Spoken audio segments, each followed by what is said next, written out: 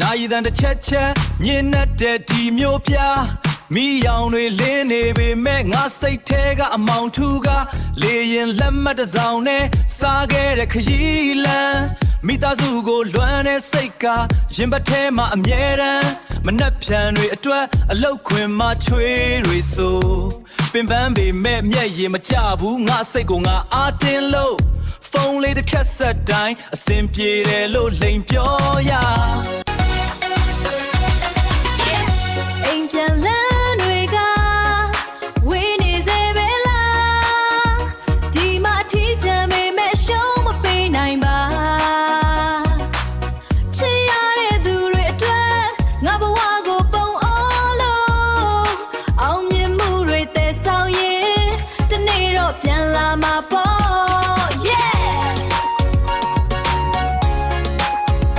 ခါတလေလမ်းဘေးကမြမစာသားလေးတွေ့လိုက်ရ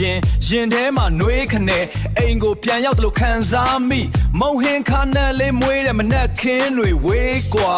ဒီမှာက fast food တွေနဲ့ဘဝကဆက်ရုပ်လိုပါတငယ်ချင်းတွေနဲ့စုံပြီးလက်ဖက်ရည်ဆိုင်ထိုင်ခြင်းနဲ့ညနေဆောင်မြစ်ကမ်းဖေးမှာလေညင်းလေးတွေခံခြင်းနဲ့ဒါပေမဲ့ငါပခုံးပေါ်မှာတာဝန်တွေကအပြည့်နဲ့